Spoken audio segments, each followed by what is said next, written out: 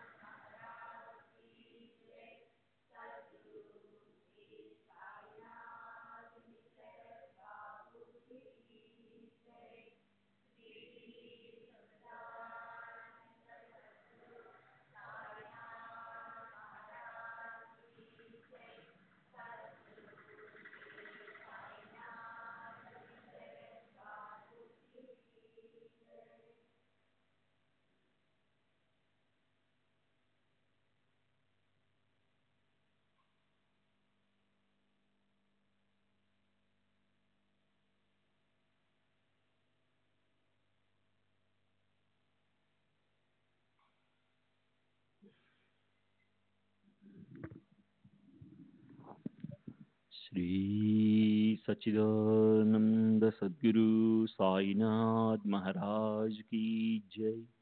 सद्गुरु श्री साईनाथ शरद बाबूजी की जय। శ్రీ సాయినాథాయ నమః. శ్రీ సాయి సచ్చరిత్రము 31వ అధ్యాయం, నిన్నటి తరువాయి.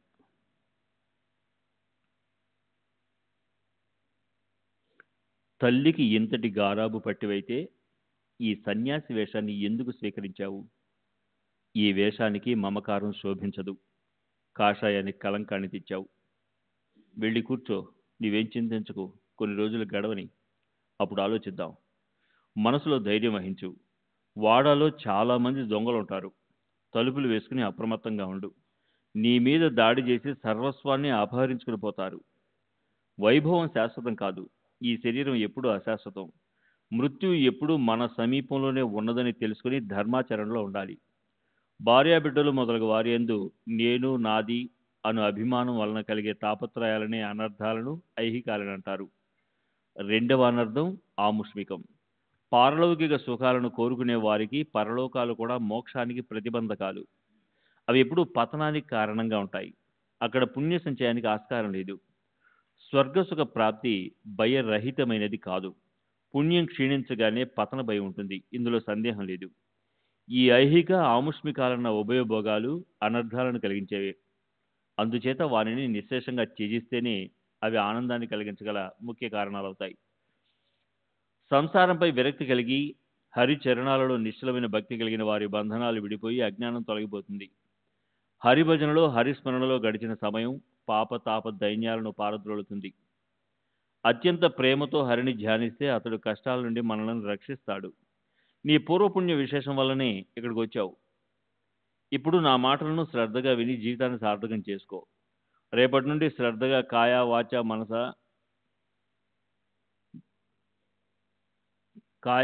మనస భాగవతాన్ని 3 సప్తాహాలు పారాయణ చేయి. ఏ కోరికలు లేకుండా ఆ గ్రంథాన్ని శ్రవణం చేయి. లేదా నిధిధ్యాసన తత్పరుడవై భక్తిభావంతో పఠించు. భగవంతుడు ప్రసన్నుడై సకల దుఃఖాలను అంతం చేస్తాడు. నీ మాయామోహాలు తొలగిపోయి అత్యంత సుఖం లభిస్తుంది. శుచిద్భూతుడవై హరిచరణాలలో మనసు నుంచి ఈ వ్రతాన్ని పూర్తి చేయి. మోహం నుండి విముక్తుడవుతావు అని చెప్పారు.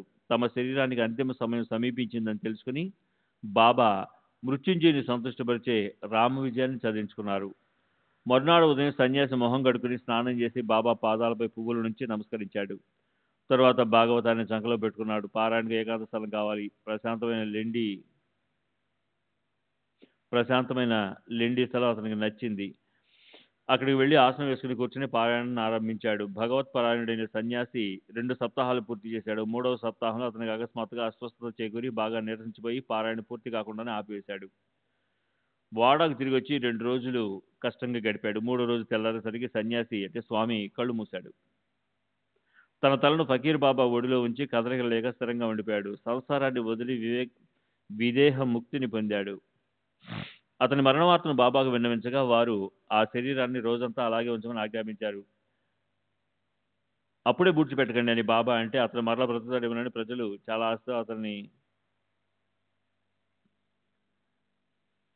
ఆశతో ఆ శరీరాన్ని రక్షించారు. ఒకసారి వెళ్లిపోయిన ప్రాణం మరలా తిరిగి వస్తుందా? బాబా మాటలందు విశ్వాసంతో శరీరాన్ని జాగ్రత్తగా ఉంచారు. దాని పరిణామం మంచిదైంది. ఏ వారసులు లేని శవాన్ని ఉంచడం వలన పోలీసులకు సందేహం తీరిపోయింది. అయినా మరణించిన వారు ఎలా బ్రతుకుతారు? చక్కగా విచారణ జరగకుండా శవాన్ని పూడ్చరాదు అని బాబా ఉద్దేశం. చనిపోయిన వారిని బ్రతికించడం ఎలా సాధ్యం? ఇది బాబాకు తెలియదా? వారసులు లేని వారికి యజమానులైన ప్రభుత్వం ఆకస్మిక మరణంపై విచారణ జరుగుతుంది కనుక ఆ విచారణకు ముందే శవాన్ని పూడ్చరాదు అని బాబా అలా చెప్పారు. తర్వాత అదంతా జరిగాక యథావిధిగా ప్రేత సంస్కారం జరిగింది. శవాన్ని యోగ్యమైన స్థలంలో పూడ్చిపెట్టడంతో సత్పురుషుని కార్యం ముగిసింది. ఇటువంటి మరో వృత్తాంతాన్ని ఇప్పుడు శ్రోతలు చెప్తాను. దీనిని శ్రద్ధగా వింటే సాయి యొక్క వ్యాపకత్వాన్ని తెలుసుకుంటారు. శ్రీ సచ్చిదానంద సద్గురు సాయినాథ్ మహారాజ్ కీ జై. సద్గురు శ్రీ సాయినాథుని శరద్ బాబూజీ కీ జై.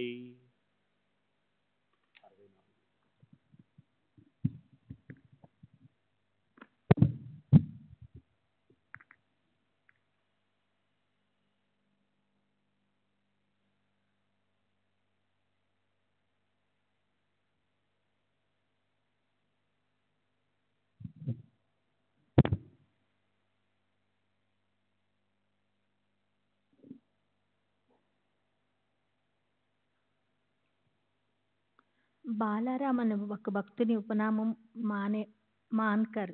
అతడు గృహస్థుడు. బాబాకు పరమభక్తుడు. అతని భార్య మరణించగా అతనికి గృహస్థాశ్రమ విధులు సక్రమంగా జరగక ధైర్యం సడలి శాంతి పోయింది. అదే గొప్ప భాగ్యమైంది. ఈ పూర్వార్జిత పుణ్యఫల ప్రాప్తి వల్ల అతనికి సాయిచరణ సన్నిధి లభించింది. దాంతో నిశ్చలమైన భక్తి, ప్రపంచం పట్ల సంపూర్ణ విరక్తి కలిగాయి. ఆశాపాశాన్ని, బిడ్డల ఎందుగల మమతానుబంధాలన్నింటినీ తెంచుకొని భాగ్యవంతుడైన మాన్కరు ప్రపంచం నుండి బయటపడ్డాడు. పరిపూర్ణ ద్వారానికి అడ్డు తగిలే పరుల సేవ అనే మోహమాలను తన పుత్రుని మెడలో వేసి ఐహికానికి తాళం బిగించి స్వస్తి చెప్పాడు. ఇది కూడా ఒక రకమైన సన్యాసమే. సన్యాసాల్లో అనేక రకాలు. కానీ జ్ఞానాన్ని ప్రసాదించు సన్యాసం అడుగడుగునా కష్టాలనే కలిగిస్తుంది. అందువల్ల ఉదారమూర్తి అయిన సాయి మానకర్ని అనన్య భక్తికి మెచ్చి అతన్ని అనుగ్రహించాలని తలచి అతని వైరాగ్యాన్ని బాగా దృఢపరిచారు. అనేక జన్మ సంస్కారాల వల్ల చంచలమైన మనసు స్థిరపడదు. మనసులోని ప్రబలమైన ఆలోచన తరంగాలు అతని వైరాగ్యాన్ని స్పష్టంగా గట్టిగా నిలవనీయటం లేదు. నా స్థానం ఒక్క షిరిడీలోనే లేదు, నేను దేశ కాలాలకు అతీతుణ్ణి అని అనుభవపూర్వకంగా తెలియజేయడానికి బాబా మానకర్తో షిరిడీలో ఇక చాలు, ఈ 12 రూపాయల ఖర్చుకు తీసుకో, మచేంద్రగఢ్కి వెళ్ళి తపస్సు చేసుకుంటూ అక్కడ సుఖంగా ఉండు అని ఆదేశించారు. సాయిబాబా వచనాలు విని మానకర్కు శిరను వంచి వారి పాదాలకు సాష్టాంగపడి అభివందనం చేశాడు. బాలారాం ఎంతో వినయంగా సాయితో, మీ దర్శనం లేని చోట నేనేం చేయాలి? ఇక్కడైతే నిత్యము మీ పాద దర్శనము, మీ చరణ తీర్థ సేవనము మరియు సహజంగా మీ మీ ధ్యానము అహర్నిశలు ఉంటుంది. అక్కడ దీనుణ్ణైన నేను ఒక్కడనే ఉండాలి. అయినా బాబా, మీరు లేకుండా అక్కడ నాకేం ఏమి మంచి జరుగుతుందో తెలుసుకోగల సమర్థుని కాను, నన్ను ఎందుకోసం అక్కడికి పంపుతున్నారు అని అన్నాడు. గురువచనాల యందు భక్తులకు ఏ కాస్త సందేహం కలగకూడదు అని మానకర్ అనుకున్నాడు. వెంటనే అతని సంశయాలు తొలగిపోయాయి. బాబా, క్షమించండి, నా క్షుద్రబుద్ధి వల్ల సంశయాలు కలిగాయి, అందుకు నేను సిగ్గుపడుతున్నాను. ఇట్నుంచే ఇటువంటి సందేహాలు నాకు శోభించవు. నేను మీ ఆజ్ఞను పాటించేవాణ్ణి, మీ నామస్మరణలో తత్పరుణ్ణి. కేవలం మీ ప్రభావంతో పర్వతం పైనే ఉంటాను, అక్కడే మీ ధ్యానం చేస్తాను. కృపామూర్తి అయిన మిమ్ము స్మరిస్తాను. మీ పాదాలను గుర్తుంచుకుంటాను. అదే నా నిరంతర తపస్సు. నేను మీకు అనన్య శరణజొచ్చుతున్నాను. నా రాకపోకలు మీ చేతుల్లో పెట్టాను. ఇక నేనెందుకు ఆలోచించాలి? మీ ఆజ్ఞ, మీ శక్తితో నా మనసుకు శాంతి కలుగుతుంది. ఇలాంటి మీ సామర్థ్యం ఉండగా నేను వ్యర్థంగా ఎందుకు చింతించాలి అని అన్నాడు. సాయి సమర్థులు సనాతన బ్రహ్మ, వారి వచనాలు బ్రహ్మలిఖితాలు. విశ్వాసం ఉన్న వారికి ఇది పూర్తిగా అనుభవం అవుతుంది. తర్వాత బాబా అతనితో, ప్రశాంతమైన మనసుతో నా మాట విను, వేరే ఆలోచనలతో కష్టపెట్టుకోకు. వెంటనే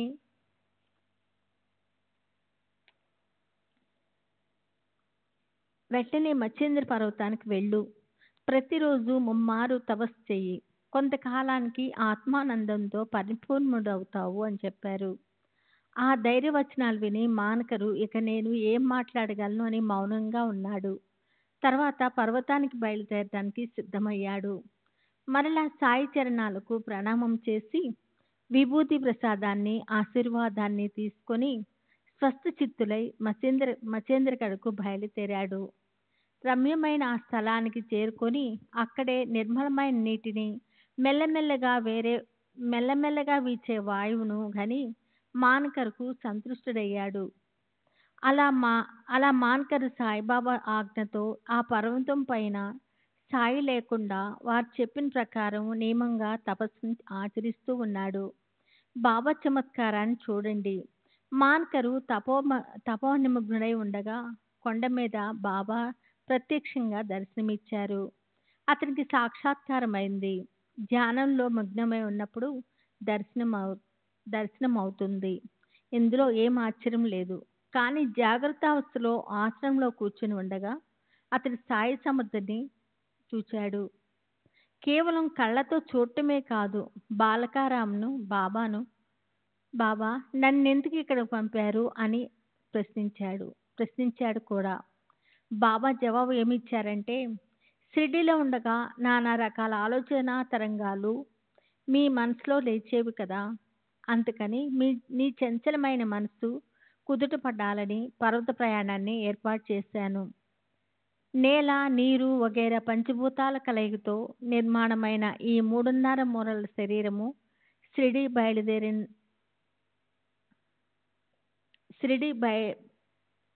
బయట లేదని తలచావు. ఇప్పుడు ఇక్కడే ఉన్నదే అక్కడ ఉన్నది. నిశ్చల మనసుతో సరిగ్గా చూడు. నేను నిన్ను అక్కడి నుండి పంపినది ఇందు నిమిత్తమే అని తెలుసుకో. తర్వాత నిర్ణయించిన కాలం గడిచాక మానకరు తన నివాస స్థలానికి చేరుకున్నాడు. మచేంద్ర పర్వతాన్ని విడిచాడు. బాంద్రా గ్రామము అతని ఊరు. అక్కడికి వెళ్ళాలని తలచి పూణే నుండి దాదర్ వరకు రైలు బండిలో ప్రయాణం చేయాలనుకున్నాడు. పూణే స్టేషన్కి వెళ్ళి టికెట్ తీసుకోవాలని కిటికీ వద్ద నిల్చున్నప్పుడు ఒక చమత్కారం జరిగింది.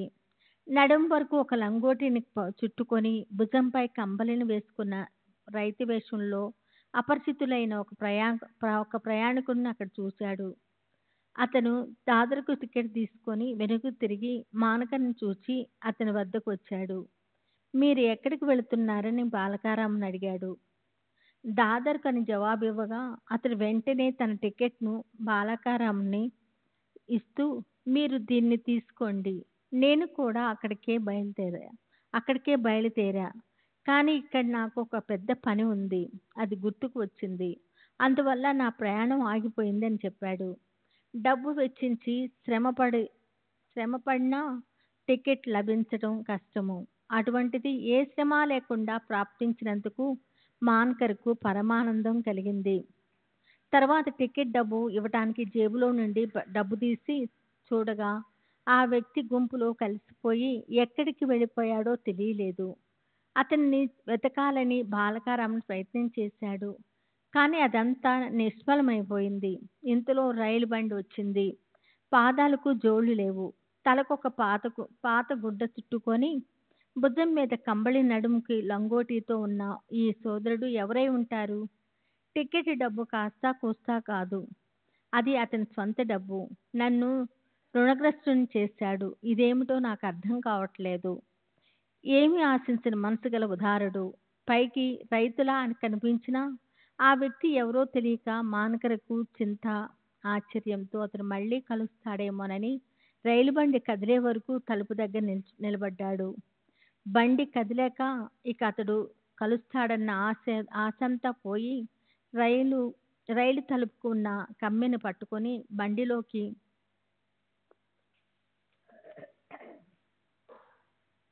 బండిలోకి చూశాడు. పర్వతం పైన ప్రత్యక్ష దర్శనము. ఇక్కడ విచిత్ర ఘటన.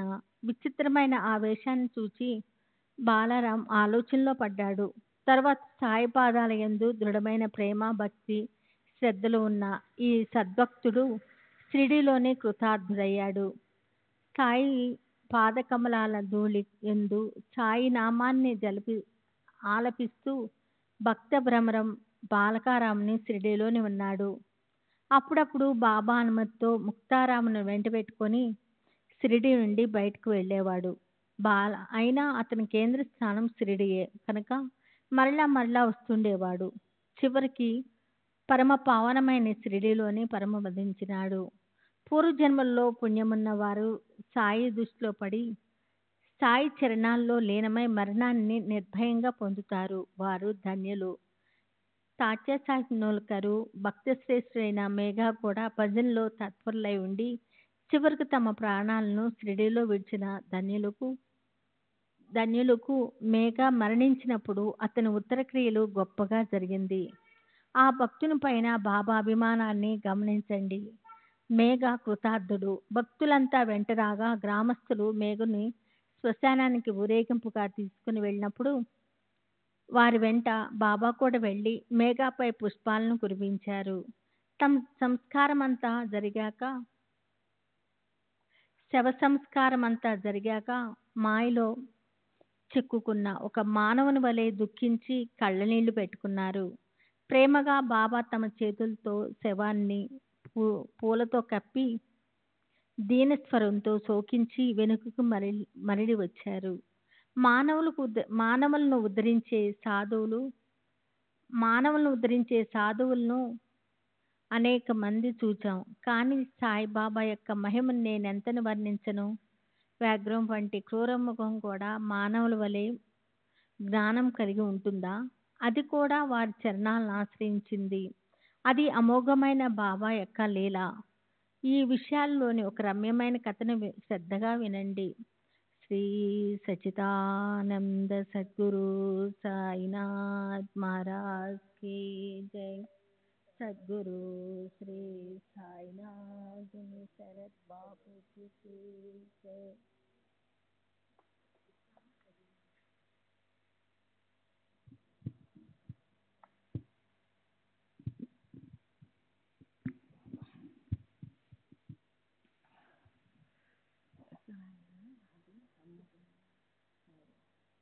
ఈ విషయంలో ఒక రమ్యమైన కథను శ్రద్ధగా వినండి.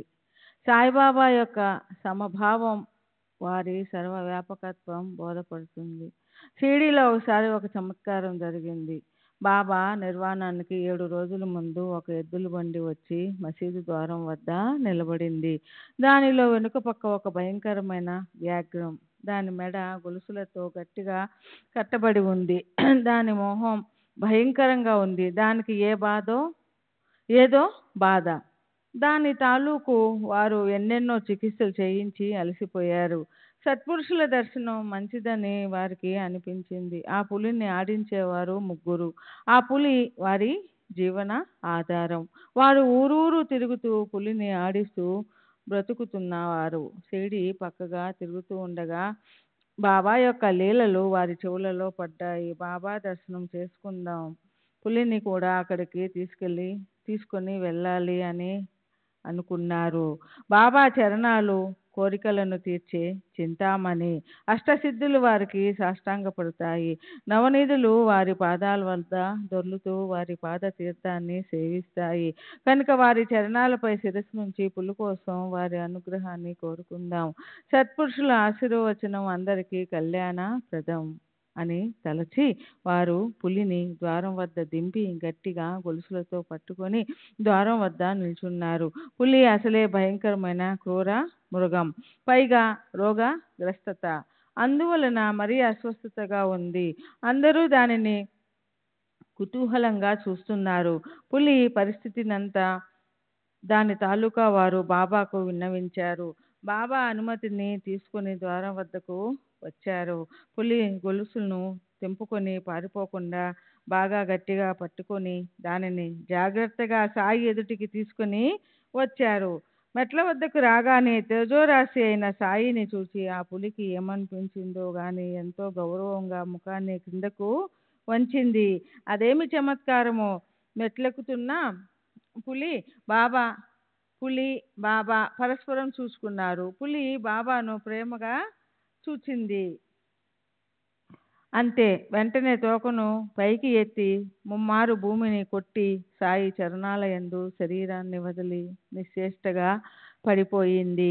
భయంకరంగా ఒకసారి గట్టిగా అరచి తక్షణం అక్కడే మరణించింది. దానిని చూచిన వారంతా ఆశ్చర్యపోయారు. దాని యజమానులు దుఃఖపడ్డారు. కానీ తరువాత రోగగ్రస్తమై మరణం సమీపించి ప్రాణి ముక్తి చెందినదని సంతోషపడ్డారు. సాధు సత్పురుషుల సమక్షంలో ప్రాణం పోవడం గొప్ప పుణ్యం. క్రిమి కీటకాలు కానీ వ్యాఘ్రం కానీ వాని పాపాలన్నీ పోతాయి. ఏదో పూర్వజన్మ రుణం తీర్చుకోవడానికి సాయి చరణాల వద్ద శరీరాన్ని వదిలి రుణం నుండి విముక్తి పొందింది. ఇది విధి యొక్క అఘటిత లీల. సాయిబాబా చరణాలయందు శిరస్సు నుంచి మరణించిన ప్రాణి వెంటనే ఉద్ధరింపబడుతుంది. జీవితంలో సంపాదించుకోవలసినది ఇదే. ఎంతో గొప్ప భాగ్యం ఉంటే తప్ప సత్పురుషుల సమక్షంలో శరీరాన్ని వదలడం, ఉద్ధరింపబడడం సాధ్యమా?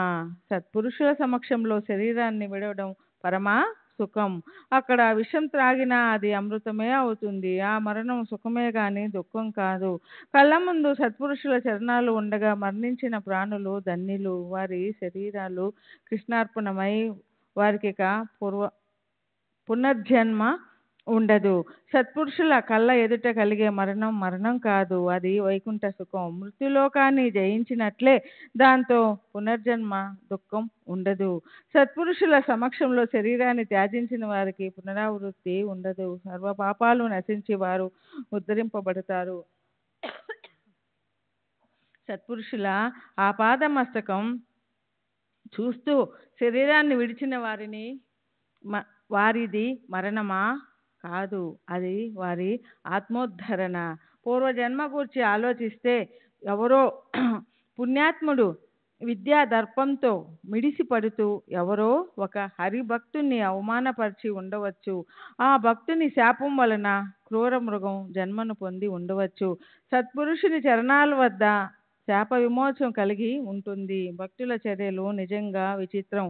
సాయి సందర్శన భాగ్యంలో శాప విమోచనమై పాపాలు దగ్ధమై బంధనాలు విడిపోయి కష్టాలు తొలగిపోయి ఏ శ్రమ లేకుండానే ముక్తిని పొందాడు.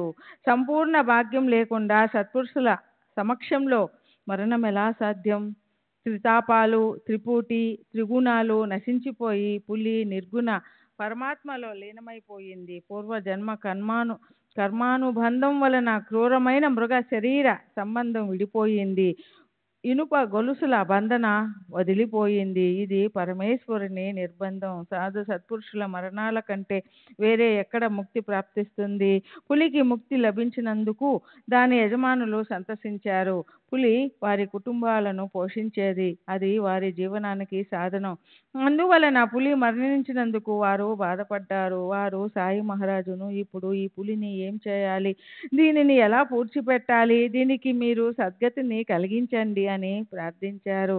మీరేం చింతపడకండి, దాని మరణం ఇక్కడే ఉంది. గొప్ప పుణ్యం చేసుకోవడం వలన ఇక్కడ అత్యంత శాంతిని పొందింది. తకియా వెనకనున్న శివాలయం వద్దకు తీసుకుని వెళ్ళి నంది సమీపంలో దీనిని పూడ్చిపెట్టండి. అలా చేస్తే మీ నుండి బంధ విముక్తి రుణ విముక్తి కలిగి దానికి సద్గతి కలుగుతుంది. గత జన్మలో బాకీ పడ్డ రుణాన్ని తీర్చుకోవడానికి ఈ రూపంలో జన్మించి ఇంతవరకు మీ బంధనంలో ఉంది అని సాయి మహారాజు చెప్పారు. అప్పుడు పులిని దాని యజమానులు లేవనెత్తి శివాలయం వద్దకు తీసుకుని వెళ్ళి నందికి వెనుక గోతిలో పూడ్చిపెట్టారు. ఎటువంటి విచిత్రమైన చమత్కారం! పులి వెంటనే ఎలా చచ్చిపోయింది? ఇంత మాత్రమే జరిగి ఉంటే ఈ విషయాన్ని మర్చిపోయేవారమేమో. కానీ దీనికి 7వ రోజునే బాబా శరీరాన్ని ధరణిపై విడవడం వలన ఈ విషయం మాటి మాటికి మనసులో మెదులుతూ ఉంటుంది. తరువాతి అధ్యాయం ఇంతకంటే మధురమైనది. బాబా తన గురువు యొక్క లీలలను వర్ణించారు. వారు గోఖలేబాయిని అనుగ్రహించి ఆమె కోరికను తీర్చారు. హేమాడు సాయినాథుని శరణు జొచ్చుతున్నాడు. గురువు ద్వారా బావిలో తలక్రిందులుగా వేలాడదీయబడి బాబా గురువు అనుగ్రహాన్ని ఎలా సంపాదించారో శ్రవణం చేయండి. స్వస్తి శ్రీ సంత సజ్జన ప్రేరితము భక్త హేమాడు పంతు విరచితము అయిన శ్రీ సాయి సమర్థ సచ్చరిత్రలో దర్శన మహిమ అను 31వ అధ్యాయం సంపూర్ణం. శ్రీ సద్గురు సాయినాథార్పమస్తు. శుభం భవతు. శ్రీ సచ్చిదానంద సద్గురు సాయినాథ్ మహారాజ్ కి శరత్ బాబూజీకి జై. శ్రీ సాయి సచ్చరిత్ర 32వ అధ్యాయము. శ్రీ గణేశాయ నమః. శ్రీ సరస్వతై నమః. శ్రీ గురుభ్యో నమః. శ్రీ కులదేవతాయ నమః. శ్రీ సీతారామచంద్రాభ్యోం నమః. శ్రీ సద్గురు సాయినాథాయ నమః.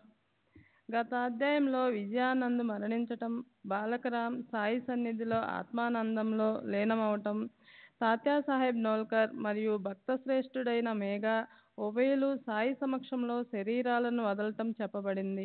2. ఇంతకంటే గొప్ప చమత్కారం. వ్యాఘ్రం వంటి క్రూర మృగం కూడా మరణించిన విధానాన్ని శ్రోతలు సవిస్తరంగా విన్నారు. 3. ఇప్పుడు ప్రస్తుత అధ్యాయంలో సాయిబాబా స్వయంగా వర్ణించిన మధుర వృత్తాంతాన్ని చెబుతాను. ఇది శ్రోతలకు అత్యంత హితాన్ని కలిగించేది. 4 ఒకసారి బాబా అరణ్యంలో ఉండగా అనుకోకుండా గురువు దర్శనమైంది. గురువు యొక్క అద్భుత చర్య ఎటువంటిదో శ్రద్ధగా వినండి. 5 ఈ కథలోని విశేషాన్ని పామరునైన నేను ఎంతని వర్ణించగలను. దీన్ని సాయి స్వయంగా తమ నోటితో చెప్పడం వలన ఇది శ్రద్ధాభక్తులను ముక్తిని ప్రసాదిస్తుంది. 6 ఒక స్త్రీ బాబాను దర్శనం చేసుకొని అక్కడ 3 రోజులు ఉపవాస వ్రతంతో ఉండాలని మనసులో అనుకుంది. 7 కానీ బాబా ఆమెకు మంచి అవకాశాన్ని కల్పించి ఎలా ఆమె నిశ్చయాన్ని మార్చి ఆమెచే కమ్మని బొబ్బట్లు చేయించారు. 8 బొబ్బట్లను కేవలం చేయించటమే కాదు, ఆమె యథేచ్ఛగా తినేలా చేశారు. పరుల సేవలో శరీరాన్ని శ్రమింపచేసి జన్మను సార్థకం చేసుకోవటం ఆమెకు శ్రేయస్కరం. 9 ఉపవాస వ్రతం వలన కలిగే మేలు కంటే ఇతరులకు సాయపడటం పరమ కళ్యాణప్రదమని ఆమె ఎన్నటికీ మరిచిపోకుండా బాగా తెలియచేశారు. 10 అట్లే పరమార్థంపై శ్రద్ధ గలవారు ఎలా దృఢమైన అభ్యాసం చేయాలి, శాశ్వతమైన వస్తువును సాధించటానికి ఎలా కఠినమైన సాహసం చేయాలి. 11 ఈ విషయం పైన కథానుక్రమం అమృతం కంటే పరమ మధురం. ఇది శ్రోతలకు భక్తి ప్రేమలను కలిగించి దుఃఖాన్ని తొలగిస్తుంది. 12 ఇప్పుడు శ్రవణార్థుల కోరికను తీర్చి వక్తకు శ్రోతలకు ఆత్మానందాన్ని కలిగించే మధురమైన కథ. 13 పామరుణ్ణి మూర్ఖుణ్ణి అయిన నాచే బాబా అలౌకికము ప్రేమ భరితమైన కథలను చెప్పిస్తున్నారు. వీన్ని వ్రాస్తుంటే కూడా అడుగడుగున ఉత్సాహం. 14 గంగా దర్శనంతో పాపం, చంద్రుని దర్శనంతో తాపం తొలగిపోయేలా సాయిబాబా ముఖం నుండి వెలువడిన వచనాలు పాప తాపాలను తొలగించేవి. 15 ఇప్పుడు గురు దర్శనాన్ని గురించి సాయిబాబా ముఖత వెలువడిన వచనాలను శ్రోతలైన మీరు శ్రద్ధగా వినండి. 16 వేదాంగ అధ్యయనాలు, శృతి శాస్త్ర పారాయణాలు చేసినా గురుకృప లేకుండా జ్ఞానప్రాప్తి లేదు. ఇతర సాధనాలన్నీ వృధా, శ్రమ మాత్రమే. 17 అవ్యక్తాది స్థావరాలలో అతి విశాలమైన ప్రపంచ వృక్షం. జనన మరణ శోకాకులితం కనిపించేవన్నీ నాశవంతమైనవి. 18 ఛేదింపబడేది, నశించిపోయేది కనుక దీన్ని వృక్షమని అంటారు. ఈ అవ్యక్త ప్రపంచం స్థావరాల రూపంలో ప్రకటమైంది కనుకనే ప్రపంచాన్ని వృక్షంతో పోలుస్తారు. 19 దృశ్య రూపంలో కనిపించేది. నాశవంతమైన ఈ ప్రపంచ వృక్షం యొక్క వ్రేళ్లు పైకి ఉంటాయి. దాని శాఖలు విస్తారంగా వ్యాపించి ఎవరికైనా కాస్త కూడా ఊహకు అందకుండా ఉంటాయి. 20 క్షణం క్షణం శాఖలు వ్యాపించుకొని పోతాయి. ఇది దూరం నుండి రమణీయంగా కనిపిస్తుంది, కానీ ఆలింగనం చేసుకుంటే శరీరం అంతా ముళ్ళు గుచ్చుకుంటాయి. 21 అరటి చెట్టు స్తంభం వలె ఇది సత్తువ లేనిది, నిస్సారమైనది. ఎండమావుల వలె, గంధర్వ నగరం వలె ఆశాలాలసలో బంధించే ఈ వృక్షం అందంగా కనిపిస్తుంది. 22 ఇది అజ్ఞానం వలన కలిగే కోరికల కారణంగా చేసే కర్మల నుండి ఉద్భవించినది. అవ్యక్త బీజంలో నుండి పుట్టినది. అస్తిత్వం లేకుండానే ప్రతి క్షణం వేరువేరు స్వభావాలతో స్వతహా భాషిస్తూ ఉంది. 23 అజ్ఞాన కారణంగా జన్మించినది కనుక ఇది అనర్థాత్మకం. ఆశాతృష్ణాది నీటితో చుట్టబడి ఉంటుంది. 24 ధనధాన్యాలు, భార్యాబిడ్డలు, పరివారం వగైరా శరీర బుద్ధి కారణంగానే. 25 లింగ భేదాలతో అసంఖ్యాకమైన ప్రాణులు ఈ వృక్షం యొక్క భుజాలు.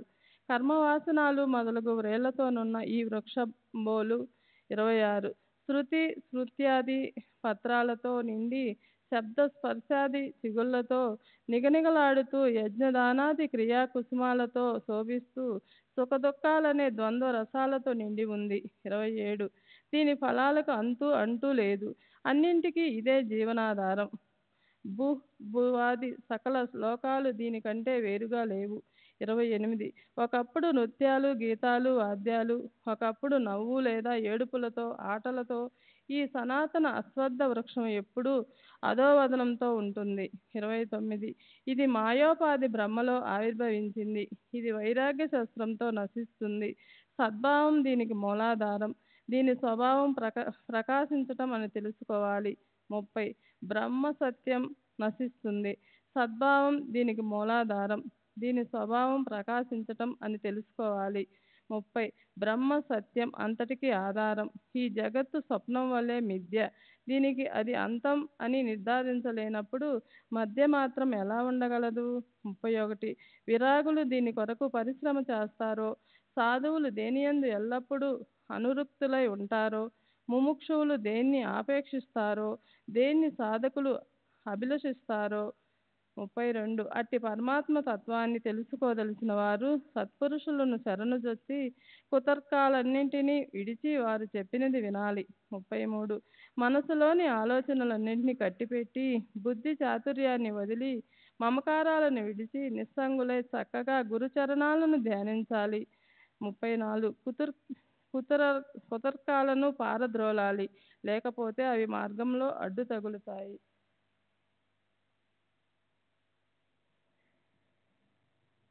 అహంకారాన్ని అరికాలి క్రింద నలిపివేస్తేనే భవాన్ని దాటి తీరానికి చేరుకోగలరు. 35 ఈ విషయంలో బాబా స్వయంగా చెప్పిన ఒక మధురమైన కథను వినండి. గురువచనామృతాన్ని సేవిస్తే పరమానందాన్ని పొందగలరు. 36 ఒకసారి మేము నలుగురం పురాణాలను గ్రంథాలను చదివి జ్ఞాన సంపన్నులైపోయామని తలచి బ్రహ్మ నిరూపణ చేయసాగాం. 37 ఉద్దేరేదాత్మా నాత్మానం. ఈ గీతావచనం ప్రకారం పరావలంబనం ఎప్పుడూ పనికిరాదు అని ఒకరు ప్రవశించారు. 38 మనస్సును స్వాధీనంలో ఉంచుకున్నవాడే ధన్యుడు. సంకల్ప వికల్పాలు లేకుండా ఉండాలి.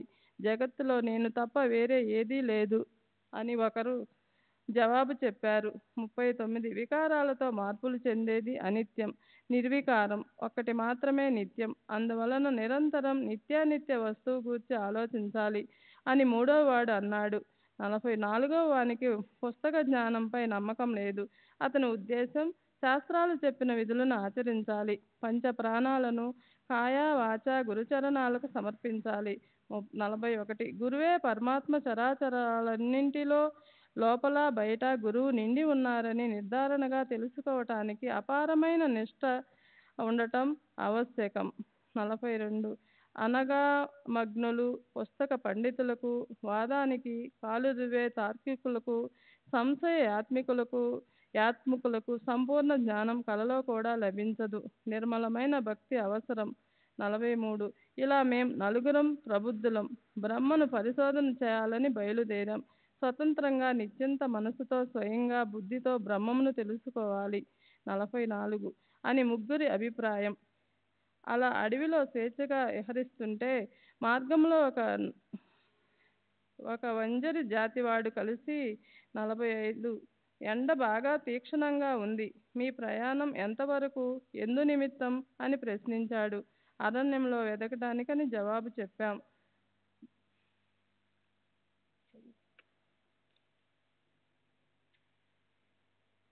శ్రీ సచ్చిదానంద సద్గురు సాయినాథ్ మహారాజ్ కీ జై. సద్గురు శ్రీ సాయినాథ్ నిసరత్ బాబూజీ కీ జై.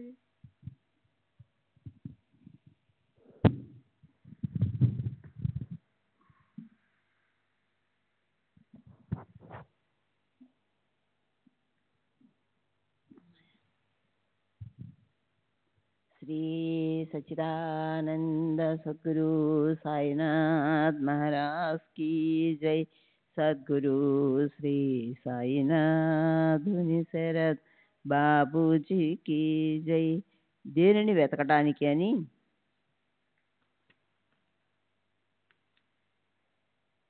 ఆ వంజరీవాడు అడుగగా రహస్యంగా ఉన్నదాన్ని తెలియజేయడం మంచిది కాదు అని మేం జవాబు ఇచ్చాం. మా ఆతురతను, మా తిరగడాన్ని గమనించి అతని హృదయం ద్రవించింది. ఈ అడవి దట్టమైనది, ప్రవేశించలేనిది. దారి తెలియకుండా మీ ఇష్టం వచ్చినట్లు తిరగకండి. అరణ్యంలో తిరగడానికి మీ వెంట ఎవరినైనా మార్గదర్శకుణ్ణి తీసుకొని వెళ్ళండి. మిట్ట మధ్యాహ్నం. ఈ సాహసం, ఈ శ్రమ ఎందుకోసం? రహస్యమైన విషయమైతే చెప్పకండి, కానీ కాసేపు కూర్చొని కాస్త రొట్టె తిని నీరు త్రాగిన తర్వాత వెళ్ళండి. ఓర్పును వహించండి అని చెప్పాడు. ఎంతో దయతో చెప్పిన మేము అతని మాటను త్రోసిపుచ్చి అట్లే ముందుకు బయలుదేరాం. మార్గంలో బాగా అలసిపోయాం. మేమందరం బుద్ధిమంతులం. మా మార్గాన్ని మేమే వెతుక్కోగలం. మార్గదర్శకుడు ఏమవసరం అని మా అహంభావం. కానీ అతి విస్తారమైన ఆ అరణ్యంలో దట్టంగా వృక్షాలు, గడ్డి, సూర్యకిరణాలు కూడా ప్రవేశించలేనప్పుడు అక్కడ దారి ఎలా తెలుస్తుంది? ఏ దిక్కు నుండి వచ్చామో, ఎటు వెళ్ళాలో దారి మర్చిపోయి వృధాగా అటూ ఇటూ తిరిగాం. కానీ దైవవశాత్తు బయలుదేరిన చోటికి చేరుకున్నాం. దైవమే పంపినట్లు అనిపించింది. మునపటి వంజరీవాడు మరల కలిసి, మీరు దారి తప్పినట్టున్నారు. బుద్ధి చాతుర్యం ఒక్కొక్కప్పుడు పనికిరాదు. చిన్న పనైనా పెద్ద పనైనా దారి చూపించే వారెవరైనా ఉండాలి. కడుపు ఖాళీగా ఉంటే మీ పరిశోధన సాగదు. అట్టి స్థితిలో బుద్ధి భ్రమిస్తుంది. పరమేశ్వరుని ఆజ్ఞ లేకుండా మార్గంలో ఎవరూ కలవరు. వడ్డించిన భోజనాన్ని తిరస్కరించకండి.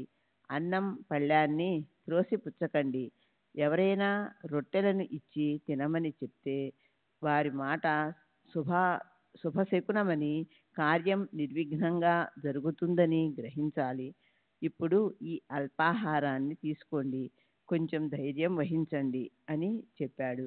కానీ అతని మంచి మాటలు రుచింపక మరలా నిరాహారంగానే బయలుదేరాం. పరిశోధన పూర్తి కాకుండా అన్నాన్ని సేవించటం అన్న సేవించం అన్న మొండి పట్టుదలతో ముగ్గురు నష్టపోయారు. నాకు ఆకలిగా ఉంది. దాహంతో గొంతు ఎండిపోయింది. పంజరి వాని ప్రేమ అలౌకికం. నిస్వార్థమైన అతని ప్రేమ నాకు నచ్చింది. మేము బాగా చదువుకున్న పండితులం, కానీ మాకు దయాదాక్షిణ్యాలు లేవు. ఎంగిలి చేత్తో కాకిని తరిమి కొట్టం. కానీ ఏ చదువు, ఏ యోగ్యత లేనివాడు నిమ్నజాతి వంజరుడు హృదయంలోని నిండు ప్రేమతో రొట్టె కూర తినమని చెప్తున్నాడు. ఇలా ఏ లాభాన్ని ఆశించని నిస్వార్థ ప్రేమను చూపించేవాడే నిజమైన జ్ఞాని. అతని మాటను గౌరవించటం బ్రహ్మ విద్యను తెలుసుకోవడానికి ఉపక్రమం అని అనిపించింది. ఆదరపూర్వకంగా అతను ఇచ్చిన రొట్టె ముక్కను తిని నీరు త్రాగాను. అంతే. ఏం ఆశ్చర్యం! అకస్మాత్తుగా గురు మహారాజ్ ప్రత్యక్షమయ్యారు. వాదోపవాదాలు దేని గురించి అని అడుగగా జరిగిన వృత్తాంతమంతా అతనికి మనవి చేశాను. నా వెంట వస్తావా? నీవు వెతుకుతున్న దానిని త్వరగా చూపెడతాను. కానీ నా మాట యందు విశ్వాసం ఉంచి నేను చెప్పినట్లు ప్రవర్తించేవారి కోరిక ఫలిస్తుంది అని చెప్పాడు. మిగతా వారు ఆ మాటలను ఒప్పుకోలేదు. వారు అతని మాట వినకుండా వెళ్ళిపోయారు. కానీ నేను వారి ఆజ్ఞను శిరసావహించాను. తరువాత గురువుగారు నన్ను స్వీకరించారు. ఒక బావి వద్దకు తీసుకుని వెళ్ళి నా రెండు కాళ్లకు తాడు కట్టి కాళ్ళు పైన తల క్రింద ఉండేలా నీటిపైకి వదిలారు. చేతులు నీటికి అందకుండా, నీరు ముఖంలోకి పోకుండా చక్కగా బావిలోకి వేలాడదీశారు. త్రాటి రెండవ కొనను బావి ప్రక్కనున్న ఒక చెట్టుకు బాగా కట్టి గురువుగారు చక్కగా సంశయం లేకుండా ఎక్కడికి వెళ్ళారో ఎవరికీ తెలియదు. 10-12 గడికలు గడిచాక గురువుగారు మరల వచ్చారు. చరచరా నన్ను బయటకు లాగి, బాగున్నావా అని ప్రశ్నించారు. చాలా ఆనందంగా ఉన్నాను. నేను అనుభవించిన అపార సుఖాన్ని పామరుణ్ణైనా నేను ఎలా వర్ణించను అని జవాబిచ్చాను. నా మాటలు విని గురువుగారు ప్రసన్నులయ్యారు. తమ హస్తాలతో నా శరీరాన్ని నిమిరి నన్ను వారి వద్ద అట్టిపెట్టుకున్నారు. ఇదంతా చెప్తుంటే నా హృదయం ప్రేమతో ఉప్పొంగిపోతోంది. తరువాత గురు మహారాజ్ నన్ను పాఠశాలకు తీసుకొని వెళ్ళారు. పక్షి తన పిల్లలను రెక్కలలో ఒదిగి పెట్టుకునే రీతిగా గురువు నాపై ప్రేమను చూపారు. గురువు గారి ఆ పాఠశాల ఎంతో రమ్యమైనది. అక్కడ జననీ జనకుల వాత్సల్యం తొలగిపోయింది. మాయామోహం, మమకారాది శృంఖలాలు విడిపోయాయి. అవలీలగా ముక్తిని పొందాము. అవాంఛనీయమైన బంధనాలు విడిపోయాయి. పరమార్థంలో ప్రతిబంధకమైన ప్రవృత్తి తొలగిపోయింది. గురువు కంఠాన్ని పెరవేసుకొని వారి కళ్ళల్లో ఉండిపోవాలని అనిపించేది. వారి ప్రతిబింబం లేని కళ్ళు ఒట్టి మాంసపు గోడాలు. ఆ కళ్ళ కంటే అంధుణ్ణి అయిపోయినా బాగుండు అని అనిపించేది. నా పాఠశాల అటువంటిది.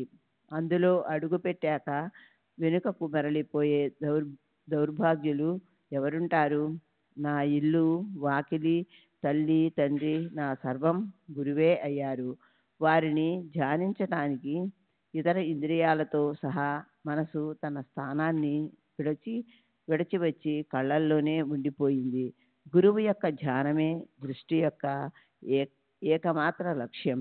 ఇతరులంతా గురువు సమానంగాను, గురువు తప్ప మరెవరూ లేరనే భావాన్ని అనన్య అవధానమని అంటారు. ఇలా గురు స్వరూపాన్ని ధ్యానం చేస్తే మనసు, బుద్ధి కుంఠితమవుతాయి. కనుక నిశ్శబ్దంగా, మౌనంగా గురువుకు వందనం చేయాలి. జ్ఞానం కోసం గురువును ఆశ్రయించనవసరం లేదు. శూన్యమైన ఉపదేశాల కోసం దక్షిణను ఇచ్చి డబ్బును పోగొట్టుకొని ఫలితంగా పశ్చాత్తాపాన్ని పడటమే అవుతుంది. నిగూఢమైన గుప్త జ్ఞానం ఉన్నట్లు ప్రగల్భాలు పలుకుతూ తమ పరిశుద్ధాచరణను గూర్చి చాటుకునేవారు, చిన్నతనం నుండి కపట నాటకాలు ఆడినవారు శిష్యునికి ఏం ఉపదేశిస్తారు? పైకి అన్ని విషయాలలోనూ మడికట్టుకున్నట్లు అలిప్తంగా కనిపించడం, మనసులో మాత్రం అలజడి, అశాంతి. అనుభవ జ్ఞానం అసలే లేని గురువు యొక్క పాఠశాల పనికిరానిది. కేవలం పుస్తక జ్ఞానం పుష్కలంగా ఉండి బ్రహ్మ జ్ఞానంలో అనుభవం లేని గురువు, స్వయంగా తన నోటితో తన గొప్పతనాన్ని చెప్పుకునే గురువు వద్ద శిష్యులకు ఏం మంచి లభిస్తుంది? గురువు చెప్పిన వచనాలు హృదయంలో చొచ్చుకొని పోక అంతరంగంలో ఏ అనుభవము కలుగజేయని ఆ గురువు మాటలు ఒట్టి ప్రేలాపనయే కానీ ఆ గురుతత్వం ఎందుకు పనికి వస్తుంది?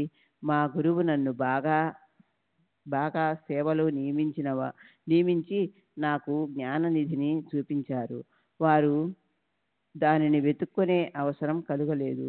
అట్లే ఆ బోధను అర్థం చేసుకోవడానికి ఏ కాస్త శ్రమ పడనవసరం లేకుండా పోయింది.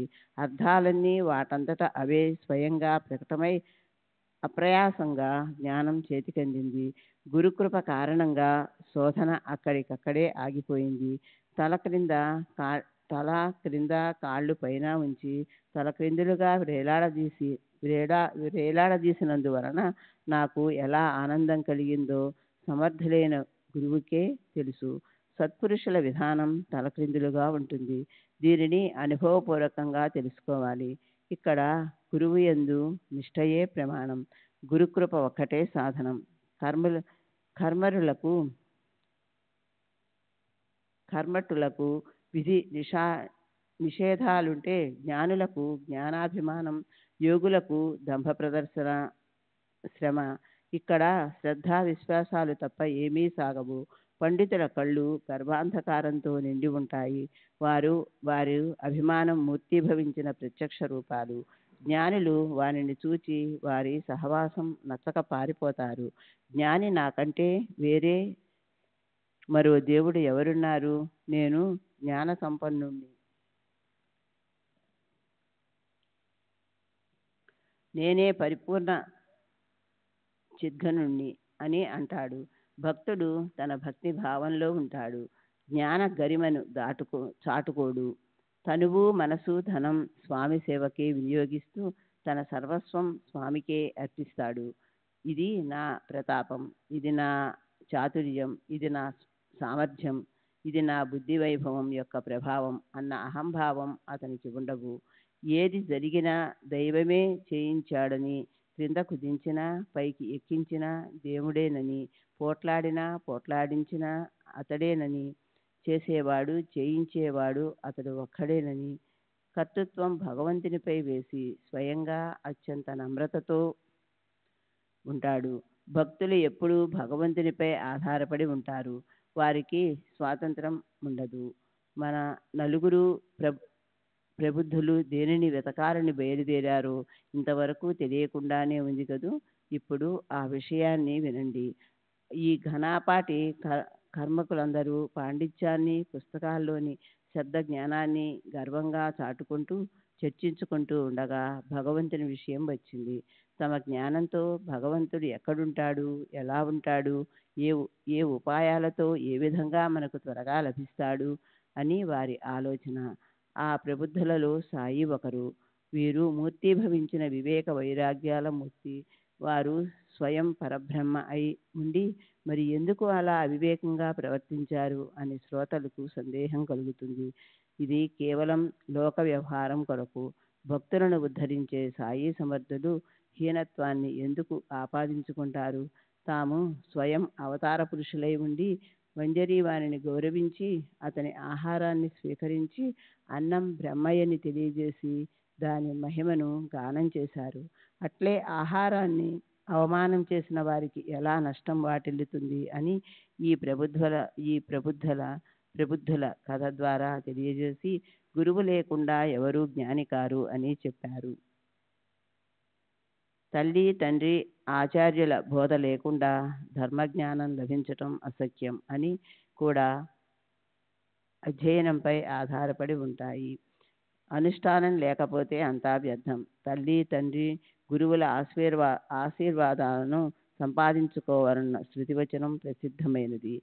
ఈ ముగ్గురి మాట పాటించాలి లేదా వేద పఠనం, యజ్ఞాలు, దాన ధర్మాలు చేయాలి. ఇవి జనన మరణాలను తప్పించుకునే గొప్ప సాధనాలు. ఇవన్నీ చిత్తశుద్ధికి సాధనాలు. ఇవి లేకుండా ఆత్మ వస్తువు చేతికందదు. ఆత్మని తెలుసుకోలేని జీవితం వ్యర్థం. శరీరం, ఇంద్రియాలు, మనసు మరియు బుద్ధి కూడా ఆత్మని తెలుసుకోలేవు. ఇటువంటి నిగూఢమైన ఆత్మస్వరూపాన్ని గురువు అనుగ్రహంతో దర్శించుకోవచ్చును. శ్రీ సచ్చిదానంద సద్గురు సాయినాథ్ మహారాజ్ కీ జై. సద్గురు శ్రీ సాయినాథుని శరద్ బాబూజీ కీ జై. ప్రత్యక్ష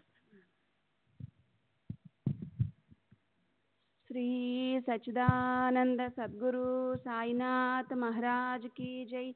సద్గురు శ్రీ సాయినాథుని శరద్ బాబూజీ की जय. ప్రత్యక్ష ప్రమాణం, అనుమాన ప్రమాణం అన్న రెండు ప్రమాణాలలో తెలుసుకోలేని ఆత్మను గురువు తప్ప సులువుగా కరతాళామలకంలా ఎవరు చూపించగలరు? 111. ధర్మం, అర్థం, మూడవదైన కామం శ్రమ పడితే ప్రాప్తిస్తాయి. కానీ నాలుగవదైన పరమ పురుషార్థం గురువు లేకుండా వృధా శ్రమయే. 112. ఈ షిరిడి సత్పురుషుని దర్బారుకు జ్యోతిష్యులు వచ్చి బాబాకు వందనం చేసి మానవ శరీరం యొక్క భవిష్యత్తును గొప్పవారికి గొప్పగా చెప్తారు. ధనధాన్యాది వైభవాలను అనుభవించే రాజులు మరియు జోగులు, బైరాగులు దర్శనాభిలాషతో వస్తారు. జపం చేసేవారు, తపస్సు చేసేవారు, వ్రతంలో ఉన్నవారు, సన్యాసులు, యాత్రికులు, ఆ ఊరివారు, గాయకులు, నర్తకులు పరివార సమేతంగా సాయి దర్శనానికి షిరిడీకి వస్తారు. ఈ సాయి దర్బారుకి హరిజనులు కూడా వచ్చి జోహారులు చేస్తారు. వీరే నిజమైన తల్లి తండ్రి, వీరు జనన మరణాలను తప్పిస్తారు అని అంటారు. మెడలో ఆత్మలింగాన్ని వేసుకొని నొసట విభూతిని దిద్దుకొని ధాన్యపు గింజల భిక్షపై దృష్టి ఉంచే జంగమవాణి తమాషా వేషాన్ని చూడాలి. లోపల కపటం ఉన్నా పైకి మధురంగా మాట్లాడే గారడీ వారు వస్తారు. దేవిని ఆరాధించే గోందళి, ఉపాసన చేసేవారు వస్తారు. భవానీ భక్తులు బాబా వద్ద ప్రీతిగా భిక్షను కోరుకుంటారు. గుడ్డివారు, కుంటివారు, చెవిటివారు, గోసావి, జోగులు, నానక్ అనుయాయులు, భట్రాజులు, దివిటీలు పట్టుకునేవారు సాయి సమర్థుని యందు అత్యంత భక్తితో పరిగెత్తుకుని వస్తారు. డక్కాలు, డమరుకాలు వాయించుకుంటూ సోది చెప్పేవారు వస్తారు. కోలాటం వారు కూడా వచ్చి కోలాటం ఆడతారు. అట్లే ప్రేమమయుడైన వంజరివాడు ఆ సమయానికి వచ్చాడు. సాయి యొక్క అవతారం ధన్యం. వారు మూర్తీభవించిన వైరాగ్యం. వారికి విషయాలందు ఆసక్తి లేదు. వారు నిస్సంగులు, నిస్వార్థులు. భక్తులపై వారికి అసమానమైన ప్రేమ. ఇప్పుడు పూర్వానుసంధానం మరలా ముఖ్య కథను ఆరంభిస్తాను. శ్రోతలు సావధానులై వినండి. బాబా స్వయంగా ఉపవాసం ఉండేవారు కాదు. ఎవరిని కూడా ఉండనిచ్చేవారు కాదు. ఉపవాసం ఉన్నవారి మనసు నిశ్చలంగా ఉండదు. అలాంటి వారు పరమార్థాన్ని ఎలా సాధించగలరు? ఖాళీ కడుపుతో భగవంతుడు లభించడు కనుక ముందుగా ఆత్మను సంతుష్టపరచాలి అన్న ఈ ఉపదేశానికి సంబంధించిన మరో కథను శ్రోతలకు మనవి చేస్తాను. మంచి మిట్ట మధ్యాహ్న సమయంలో ఆకలితో ఉన్నప్పుడు క్రింద నేల తలకిందులైనప్పుడు అన్న బ్రహ్మకు ఉన్న విశిష్ట స్థానం మనోవృత్తికి తెలుస్తుంది. అటువంటి దుర్భరమైన సమయంలో అన్నం ముద్ద నోటికి అందించకపోతే ఇంద్రియాలు నీరసించిపోయి తమ తమ పనులను మర్చిపోతాయి. పొట్టలో అన్నం తడి లేకపోతే భగవంతుని ఏ కళ్ళతో చూడగలం, దేవుని మహిమను ఏ వాక్కుతో వర్ణించగలం, ఏ చెవులతో వినగలం? సారాంశం: సకలేంద్రియాలు శక్తివంతంగా ఉన్నప్పుడే భగవంతుని భక్తితో ఉపాసించగలం. ఆహారం లేకుండా శరీరం నీరసించిపోతుంటే తప్ప పరమార్థం వైపు అడుగు సాగదు. శ్రీ సచ్చిదానంద సద్గురు సాయినాథ్ మహారాజ్ కీ జై. సద్గురు శ్రీ సాయినాథుని శరత్ బాబూజీ కీ జై. శ్రీ సచ్చిదానంద సద్గురు సాయినాథ్ మహారాజ్ కీ జై. సద్గురు శ్రీ సాయినాథుని శరత్ బాబూజీకి జై. అతిగా భోజనం చేయటం కూడా మంచిది కాదు. వాస్తవానికి మిత భోజనం సుఖకరమైనది. ఉపవాసం అత్యంత భయంకరమైనది. అది ఎప్పుడూ బాధను కలిగిస్తుంది. ఒకసారి ఒక స్త్రీ కేల్కర్కు ఉత్తరాన్ని తీసుకుని పరమోత్సాహంతో సాయి యొక్క దర్శనానికి షిరిడీకి వచ్చింది.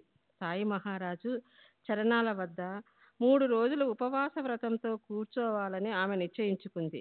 కానీ ఆమె నిర్ణయం ఫలించలేదు. బాబా నిత్యం ఆచరించే పద్ధతులను బట్టి పరమార్థాన్ని సాధించాలనుకునేవారు ముందు నడుముకు రొట్టెను మూట కట్టుకోవాలి. కానీ ఆ స్త్రీ యొక్క నిర్ణయం దానికి వ్యతిరేకం. పరమాత్మ సాక్షాత్కారాన్ని పొందగోరేవారు ముందుగా ఆహారాన్ని తీసుకోవాలి. జీవునికి శాంతి లేకపోతే దేవుణ్ణి ఎలా తెలుసుకోగలం? అతని ఆకలి కడుపుతో భగవంతుని ప్రాప్తి కల్పాంతంలో కూడా సంభవం కాదు. ఉపవాస తపవాసాలనే కష్టాలు సాయి వద్ద సాగవు. అంతర్జ్ఞాని అయిన సాయి మహారాజు ముందు రోజే ఆ స్త్రీ రాక విషయం తెలుసుకుని దాదా కేల్కర్తో మాట్లాడారు. ఈ హోలీ పండుగ రోజున నా బిడ్డలు ఉపవాసం ఉంటారా? వారిని నేనెలా ఉపవాసం ఉండనిస్తాను? మరి నేనెందుకు ఉన్నాను? సాయిబాబా ముఖం నుండి ఈ మాటలు బయటపడ్డాయో లేదో మరో రోజే ఆ స్త్రీ షిరిడీలో ప్రవేశించింది. ఈమె ఇంటి పేరు గోఖలే. ఈమె ఉపవాసం చేయాలని నిశ్చయించుకుని వచ్చింది. దాదా కేల్కర్ వద్ద తన సామాను మూటను ఉంచి అతనికి ఉత్తరాన్ని ఇచ్చింది. కాశీబాయి కనిట్కరు ఆమెకు ఆప్త బంధువు కాగా ఆ స్త్రీకి సాయిబాబా దర్శనానికి సదుపాయం కలిగించమని దాదాకు ఉత్తరం వ్రాసింది. షిరిడీకి చేరుకున్న వెంటనే ఆ స్త్రీ బాబా దర్శనం చేసుకుని కాసేపు అక్కడ కూర్చుంది. ఆమెకు సాయిబాబా ఉపదేశం మొదలు పెట్టారు. వారికి ఎవరి మనసులో ఏముందో సమస్తం తెలుసు. భూమండలంలో వారికి తెలియనిదంటూ లేదు. అన్నం తినేవారు విష్ణు స్వరూపం. ఉపవాస తపవాసాలు, నిరాహారంగా లేక నీరు కూడా తాగకుండా ఉండటం, ఇవన్నీ వ్యర్థంగా ఎందుకు? ఈ ఉపవాసాలు తపవాసాలు చేసే అవసరం మనకేమిటి అని బాబా తమంతట తాము ఆమెతో అన్నారు. వెళ్ళు, దాదాబట్టు ఇంట్లో చక్కగా బొబ్బట్లు చేయి, వారి పిల్లలకు పెట్టి నీవు కూడా కడుపు నిండా తిను అని చెప్పారు. అసలు విషయం ఆ హోలీ పండుగ రోజున ఈ స్త్రీ వెళ్ళిన సమయాన దాదా భార్య అంటరాకుండా బయట చేరింది. అందుచేత ఆమె ఉపవాస వ్రతం కోరిక పోయి వంట చేయటం ఆమె వంతు అయింది. అలా పరమ ప్రేమతో బాబా ఆజ్ఞను పాలించింది. ఆమె భక్తితో బాబా పాదాలకు వందనం చేసి దాదా ఇంటికి వెళ్ళి బొబ్బట్లను చేసి అందరికీ పెట్టి తాను తిన్నది. ఎంతటి అందమైన కథ! అంతర్గతంగా దీనిలో ఉన్న సారాంశం, గురువు వచనాలను పాలించే వారి ఉద్ధరణకు ఆలస్యం లేదు. ఇటువంటిదే మరొక కథ గుర్తుకు వచ్చింది. సాయి సమర్థులు భక్తులకు ప్రేమతో చెప్పినది శ్రోతలు శ్రద్ధగా వినండి. పరమార్థాన్ని సంపాదించుకోవాలని ఆశించేవారు బాగా శ్రమపడి దృఢమైన అభ్యాసం చేయాలి. వారికి కొంత సాహసం కూడా ఉండాలి.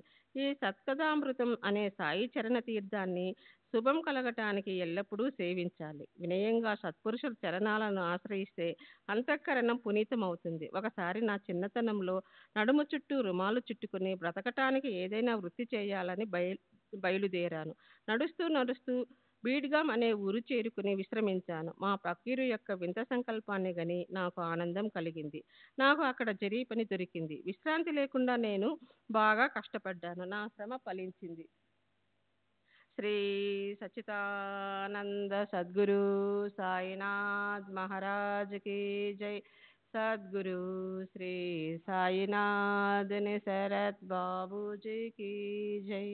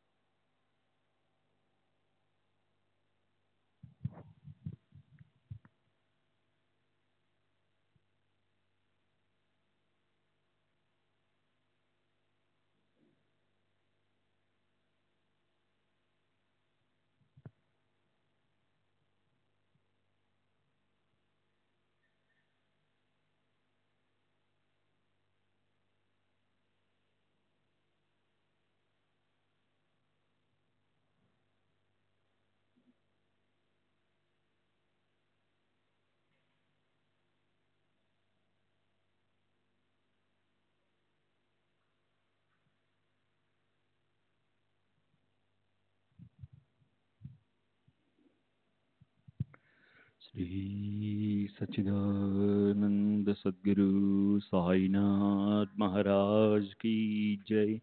सद्गुरु श्री साईनाथ निशरद बाबू जी की जय। साई रहम नजर करना, बच्चों का पालन करना। साई रहम नजर करना, बच्चों का पालन करना। जाना तुमने जगत पसार, सब ही झूठ जमाना।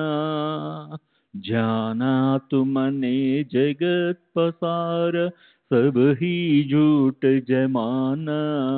साई रहम नजर करना, बच्चों का पालन करना। साई रहम नजर करना, बच्चों का पालन करना। मैं अंधा हूँ बंदा आपका, मुझसे पद दिखलाना। मैं अंधा हूँ बंदा आपका, मुझसे पद दिखलाना।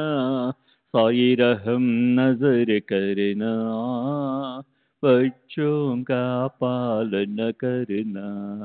साई रहम नजर करना, बच्चों का पालन करना। दास गणों कहे अब क्या बोलूं, थक गई मेरी रसना। दास गणों कहे अब क्या बोलूं, थक गई मेरी रसना। साई रहम नजर करना, बच्चों का पालन करना। रहम नजर करना, बच्चों का पालन करना। रहमो नजर करो अब मोरे साई, तुम बिना नहीं मुझे बाप बाई। रहमो नजर करो मैं अंधा हूँ बंदा तुम्हारा मैं अंधा हूँ, बंदा तुम्हारा मैं ना जानू, मैं ना जानू, मैं ना जानू, अल्लाह इलाही रहमो नज़र करो, रहमो नज़र करो, अबू मोरे साई तुम बिना नहीं मुझे माँ बाप बाई, रहमो नज़र करो, काली जमाना मैंने गमाया,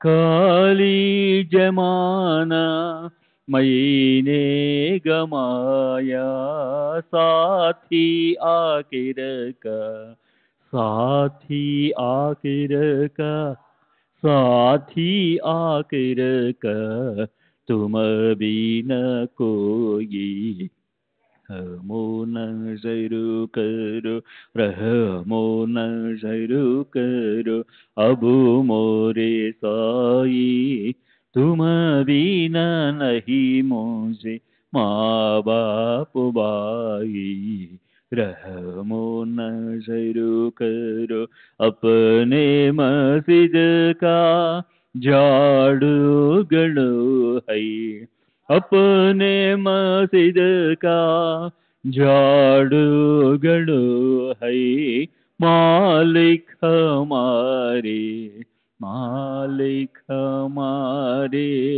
मालिक हमारे, तुम बाबा साई, रहमो नज़र करो, रहमो नज़र करो, अबू मोरे साई तुम बिना नहीं मुझे माँ बाप बाई, रहमो नज़र करो।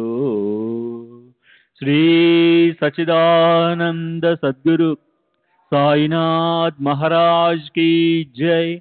सद्गुरु श्री साईनाथ शरद बाबू जी की जय।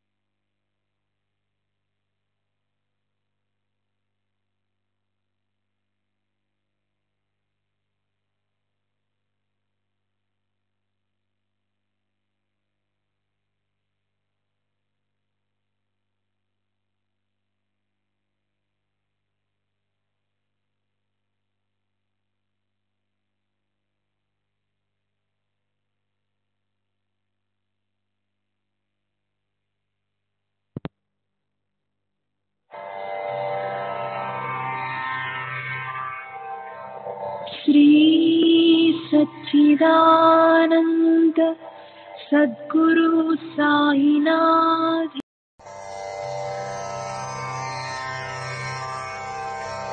श्री सच्चिदानंद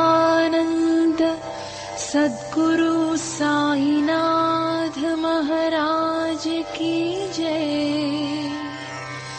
सद्गुरु श्री साईनाथुनि शरद बाबूजी की जय।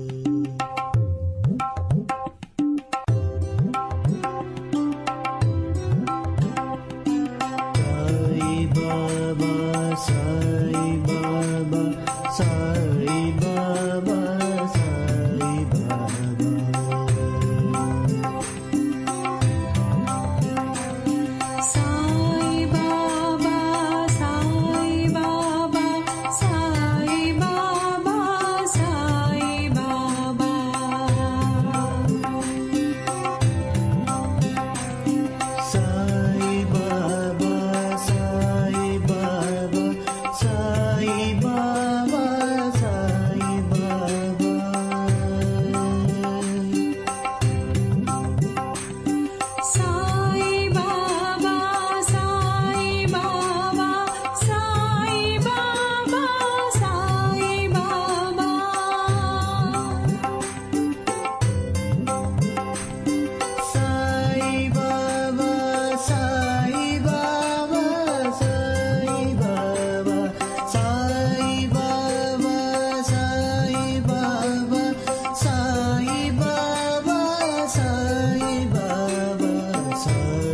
Baba